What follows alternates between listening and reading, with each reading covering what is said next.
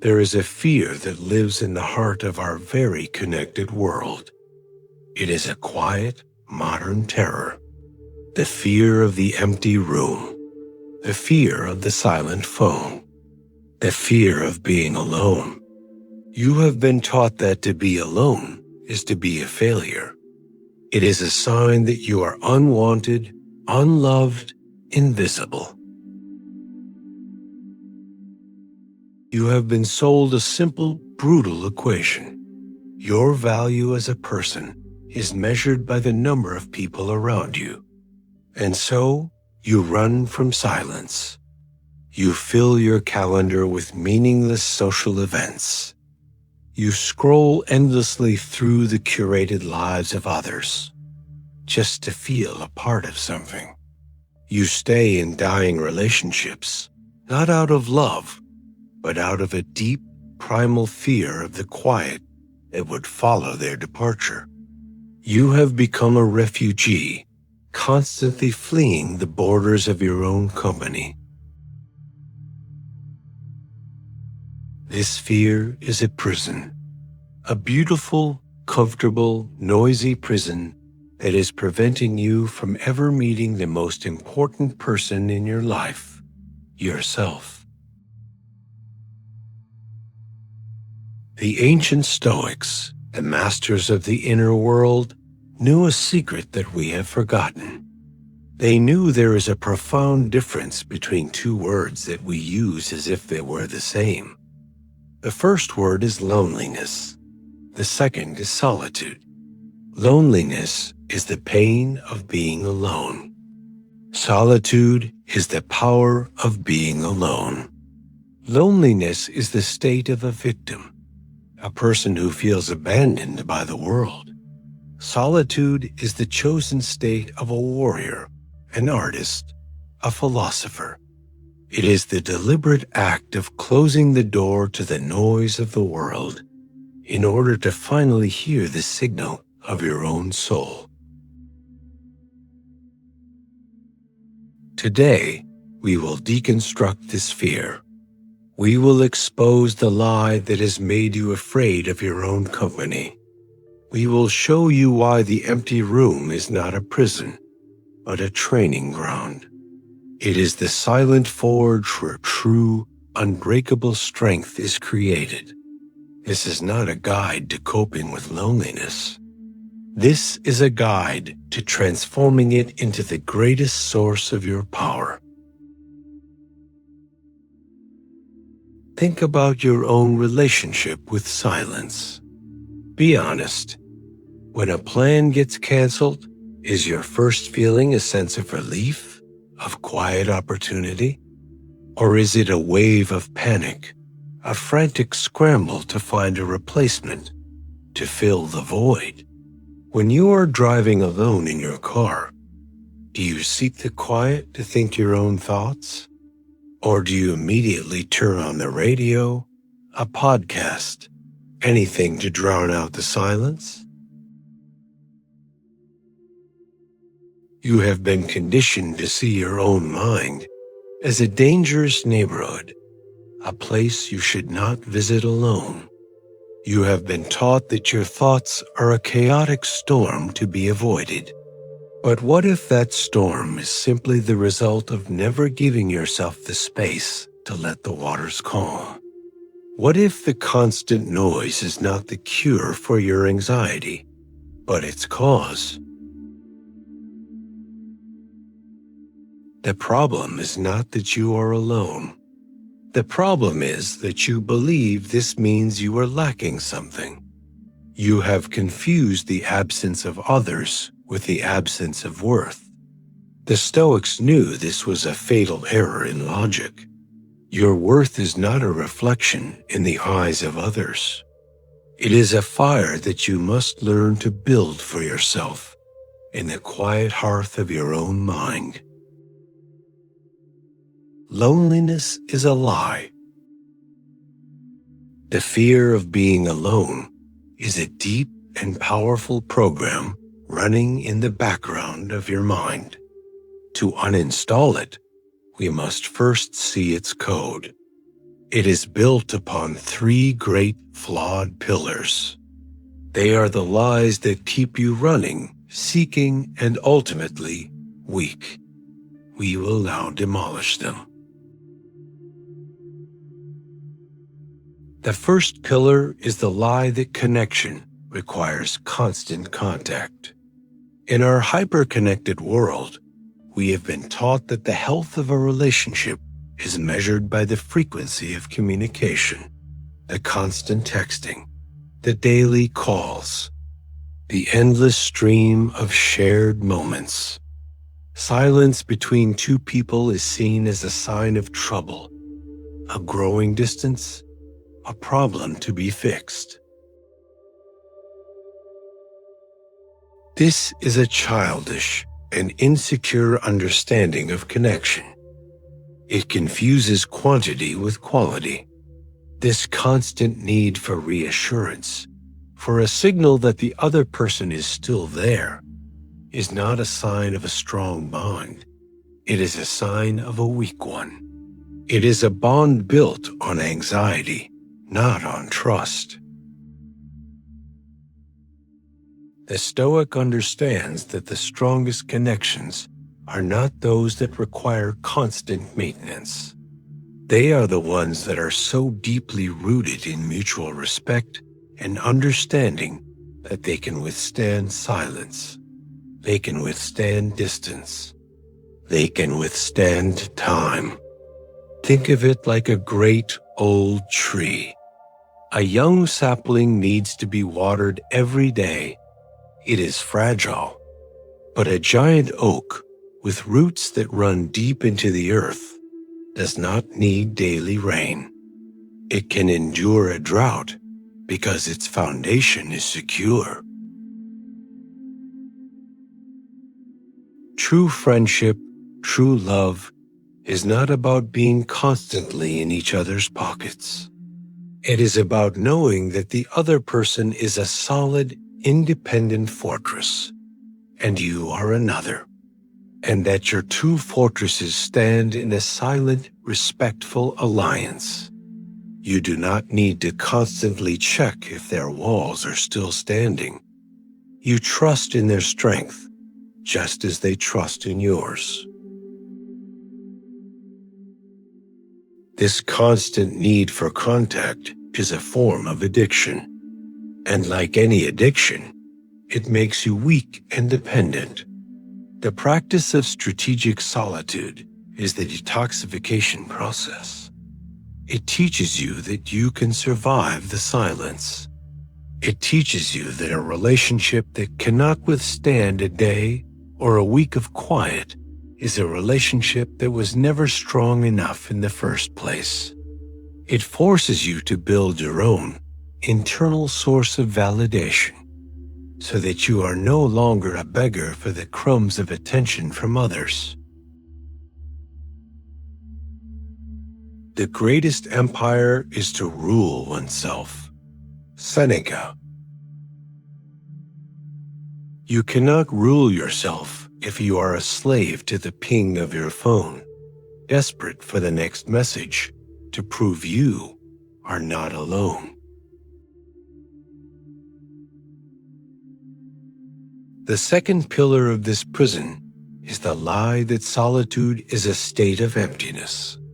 When you imagine being alone, you imagine a void, an absence of stimulation, an absence of life.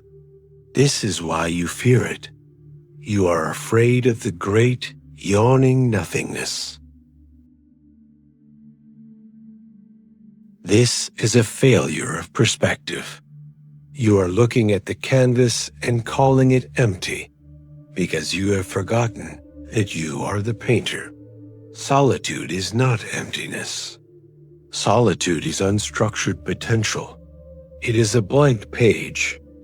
It is a block of uncarved marble. It is a silent workshop. It is not an absence. It is an invitation. The noise of the world is a constant distraction from the most important project of your life. the project of building yourself.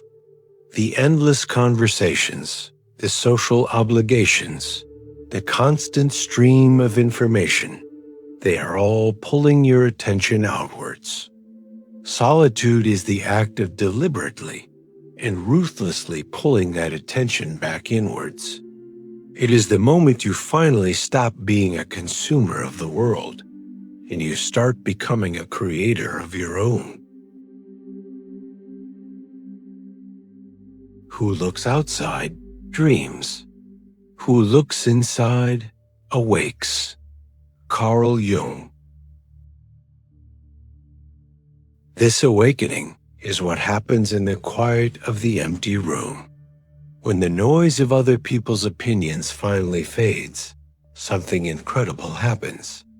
You begin to hear your own voice, not the surface voice, the one that performs and agrees and tries to fit in, but the deeper voice, the one you have been ignoring for years because it was not loud enough to compete. In the silence, this voice grows stronger. It is the voice of your own intuition, your own reason, your own deep, unshakable values. This is where the real work happens. In solitude, you can finally examine your own thoughts without interruption. You can untangle the knots of your own anxieties. You can question the beliefs you have inherited from your family and your culture. You can ask the hard questions. Is this truly what I want? Is this who I truly want to be? Am I living a life of my own design, or one that has been assigned to me?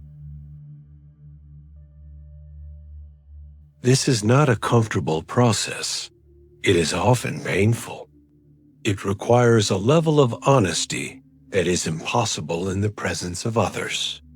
You must confront your own weaknesses, your own self-deceptions, your own fears. But this confrontation is the very thing that makes you strong. You do not become strong by avoiding yourself. You become strong by confronting yourself. And this confrontation can only happen in the sacred, terrifying, and ultimately liberating space of solitude. Solitude is not where your life ends.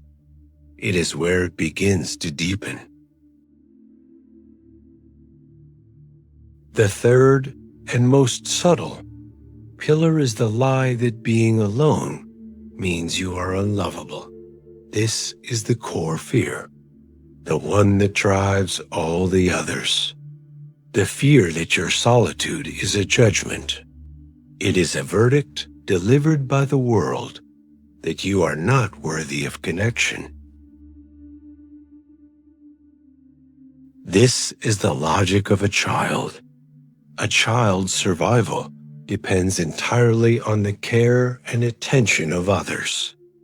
To be left alone is, for a child, a life-threatening crisis. And so, we carry this ancient, primal fear into our adult lives. We still believe, on some deep, unconscious level, that our survival depends on being chosen, on being wanted, on never being alone. The Stoic path is the path of growing up. It is the process of reparenting yourself. It is the realization that you are no longer a helpless child. You are a self-sufficient adult. You can provide your own safety. You can meet your own needs. You can validate your own existence. You do not need the world's permission to be worthy. No person is free who is not master of themselves. Epictetus. Freedom is not being supported by others. Freedom is knowing that you can support yourself. It is the deep, quiet confidence that even if no one comes to save you, even if no one is checking in, even if the room is completely empty, you will continue. You will do the work. You will show up for yourself, not out of bitterness, but because the work matters, because you matter. When you reach this state, something paradoxical happens. Your relationship with others is transformed. You stop engaging with them from a place of neediness, from a place of, please don't leave me. You start engaging with them from a place of wholeness, from a place of, I choose to be here. The desperation is gone. In its place is a calm, quiet, and deeply attractive presence. You become the person who does not need the party, and therefore, you become the most interesting person at the party. You have stopped seeking connection, and so connection begins to seek you. But by then, it is no longer a matter of life and death. It is simply a pleasant addition to a life that is already full.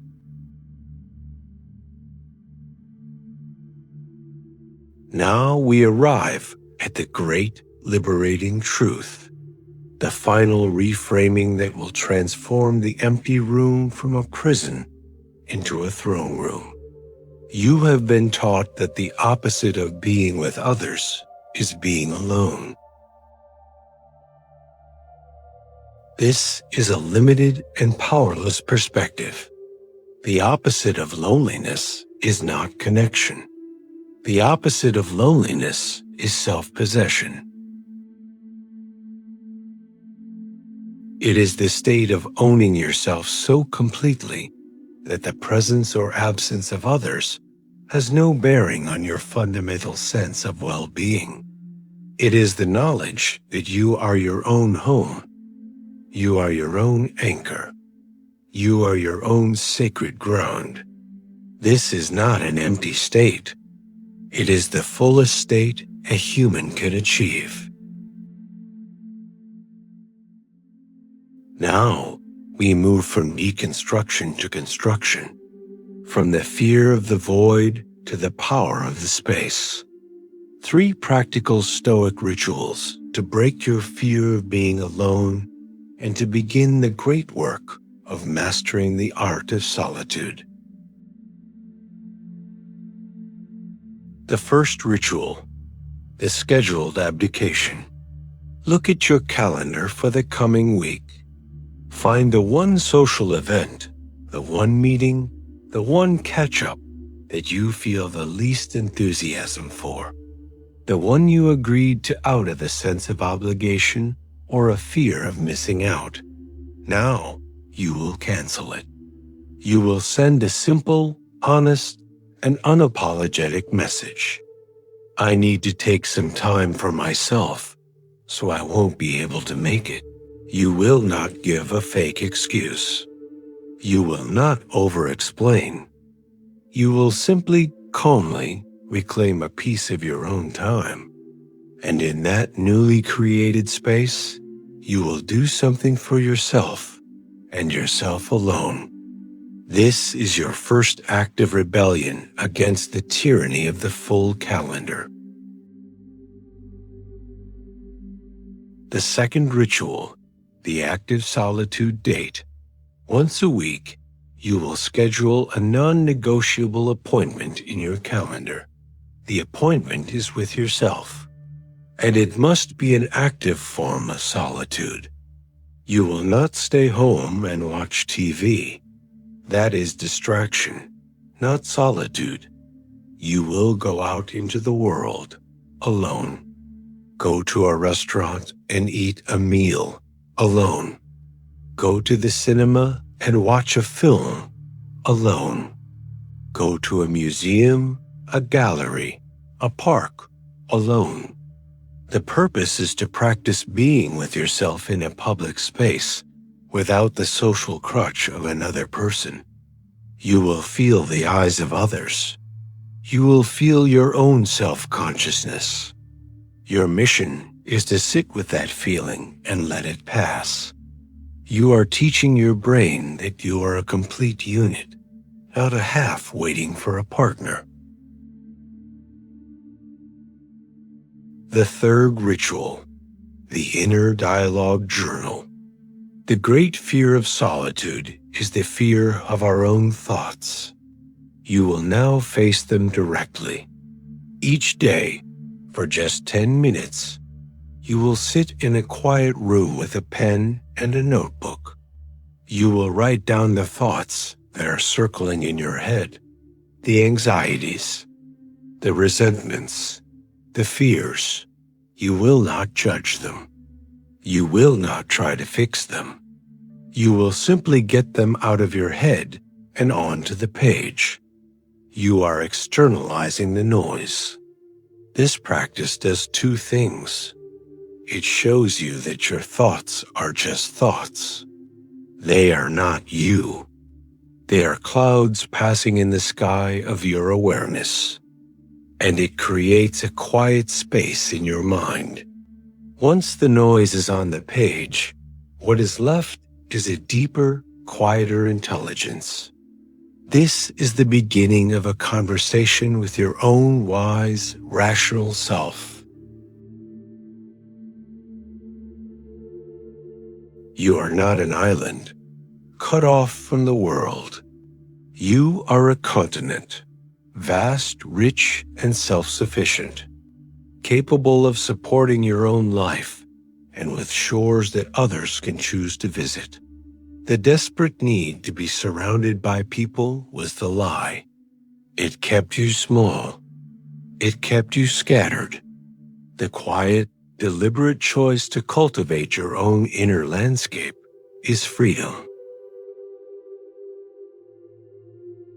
Let them run from the silence. Let them fill their lives with noise and distraction. You are engaged in a different kind of work. You are building an inner kingdom. You are learning the geography of your own mind. You are becoming your own home. And when you are truly at home in yourself, you will find that you are never, ever truly alone. The door to the empty room is now open. It is no longer a prison. It is a workshop. If you are ready to enter and begin the great work, then subscribe to the Stoic Citadel. This is not a place for the crowd. It is a training ground for the individual soul. Finally, go to the comments and declare your new status. Write, I am my own home. Your training continues.